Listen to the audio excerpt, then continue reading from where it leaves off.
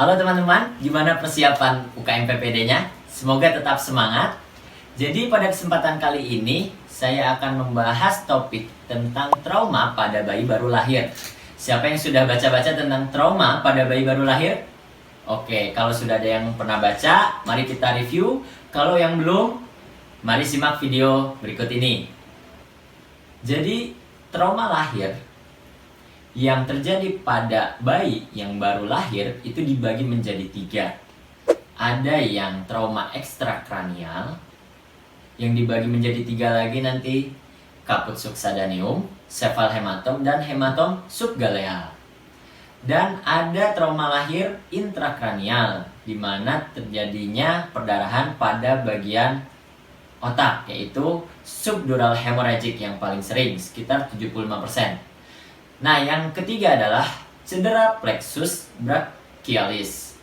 Cedera plexus brachialis ini dibagi menjadi 2, ada Earp palsy dan Klumpke's palsy yang akan kita bahas setelah ini. Nah, yang pertama kita akan bahas dulu dari trauma lahir ekstrakranial. Untuk yang ekstrakranial, yang pertama akan kita fokuskan pada kaput succadaneum. Kaput succadaneum merupakan edema dari kulit kepala bayi baru lahir yang terjadi karena tekanan dari jalan lahir kepada kepala anak. Biasanya berupa akumulasi serum yang ada terjadi di subkutan dan ekstra periosteal. Jadi di bawah kulit, akan tetapi di atas atau di luar dari periosteum. Penyebabnya ada 2 yang paling sering, yaitu vakum ekstraksi dan partus lama. Dan biasanya ini mengakibatkan tekanan serviks pada kulit kepala sehingga mengalami edem. Selanjutnya tanda dan gejalanya bagaimana? Yang pertama, edem di kepala akan tampak lembut dan lunak pada perabaan. Dan edem melampaui kalvaria. Kalvaria itu yang ada di tengah seperti ini ya. Jadi benjolannya melampaui kalvaria. Selanjutnya benjolan menghilang dalam 2-3 minggu.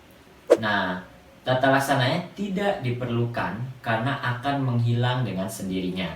Selanjutnya adalah cephalhematom. Kalau cephalhematom ini adalah pembengkakan pada daerah kepala disebabkan penumpukan darah akibat perdarahan pada subperiosteum os cranium. Nah, kalau cephalhematom ini perdarahan yang ada di subperiosteum, di bawah periosteum.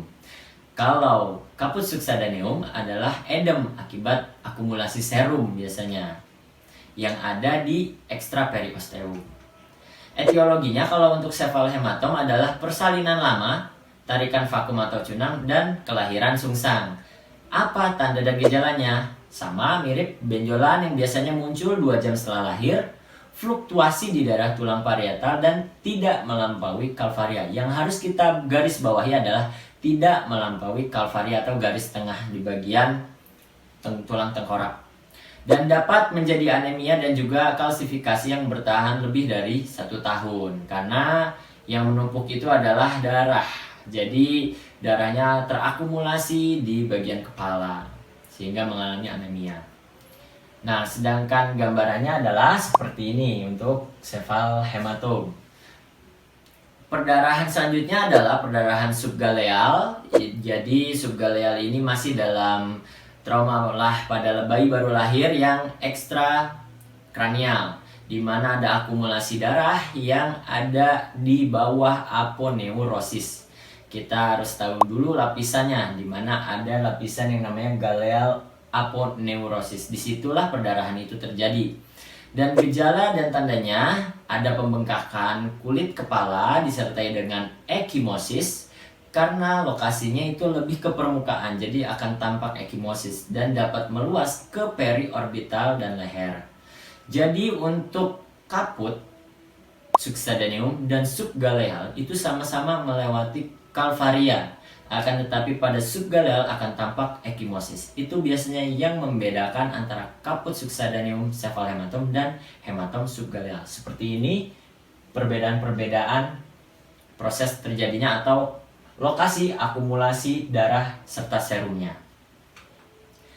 Nah, kita berlanjut ke trauma intrakranial, di mana trauma intrakranial yang paling sering sekitar 75% itu dari semua perdarahan intrakranial adalah subdural hemorrhage, yang gejala klinis biasanya akan tampak dalam 24 jam pertama, di mana terjadi gangguan respirasi berupa apnu atau sianosis, kemudian gangguan sistem saraf pusat yang akan bermanifestasi pada kejang, defisit vokal maksud kami, letargi dan hipotoni.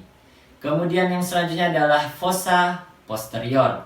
Gejala klinis yang ditunjukkan oleh gangguan fossa posterior adalah meningkatnya tekanan intrakranial, nanti dapat berupa pupil yang abnormal, kemudian juga dapat disertai dengan kejang-kejang dan gangguan kesadaran. Selanjutnya diagnosisnya berupa CT scan kepala, foto ronsen, biasanya didapatkan fraktur tengkorak. Dan terapinya adalah konservatif berupa suportif atau evakuasi darah, yaitu dengan pembedahan. Baiklah, selanjutnya kita akan ke trauma pada bayi baru lahir yang mengenai plexus brachialis. Kita tahu plexus brachialis yang ada di sini yang saraf-sarafnya keluar dari saraf di tulang belakang menuju perifer, yaitu terutama ke bagian lengan. Untuk plexus brachialis, cederanya itu terjadi bisa ada dua ya, di mana C5 sampai C7 dan C8 hingga T1. Jadi yang plexus atas C5 sampai C7 ini itu meregang, yang nanti penyakitnya disebut Earth palsy dan merupakan 90% kasus pada plexus brachialis. Manifestasinya, ekstremitasnya yang terlibat itu berada dalam posisi aduksi, pronasi dan rotasi internal. Jadi aduksi mendekat ke sini, pronasi dan rotasi internal ke dalam. Kemudian refleks moro, bicep dan radial negatif. Refleks genggam biasanya masih ada. Dan yang paling khas itu adalah postur waiter stiff. Ya, gawat napas jika saraf rhenikus terkena cedera. Dimana kalau yang Earth palsy gambarannya waiter stiff itu seperti ini teman-teman. Nah, sedangkan yang untuk Klumpke's palsy itu cederanya pada C8 hingga T1, merupakan plexus bawah. Dan manifestasinya refleks genggamnya tidak ada. Jari berada dalam posisi seperti akan mencakar atau clawing seperti ini.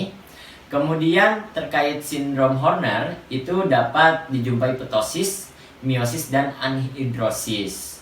Kenapa? Karena adanya trauma serabut pada simpatis T1 torakal 1. Gambarannya untuk Klumpke's palsy seperti ini, ya. Tata laksananya, imobilisasi ekstremitas secara perlahan melintang di atas perut untuk minggu pertama. Lalu mulailah latihan pergerakan pasif pada semua sendi. Jika tidak terjadi pemulihan fungsional bermakna dalam 3 bulan, maka harus dilakukan eksplorasi bedah. Dan prognosisnya bergantung pada keparahan dan luasnya lesi pada pasien. Biasanya 88% kasus akan sembuh dalam waktu 4 bulan. Nah, teman-teman, untuk perbedaan mekanismenya dapat kita lihat pada gambar di samping.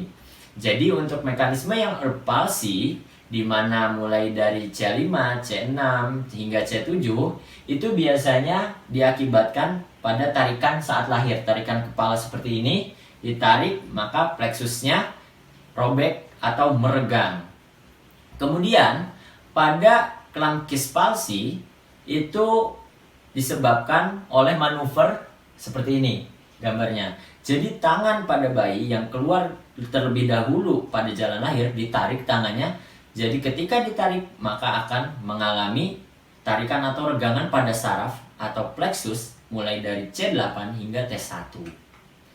Baiklah, demikian penjelasan saya mengenai trauma pada bayi baru lahir. Semoga bisa bermanfaat buat teman-teman. Jangan lupa untuk mengerjakan soal setelah ini. Sampai jumpa di video selanjutnya.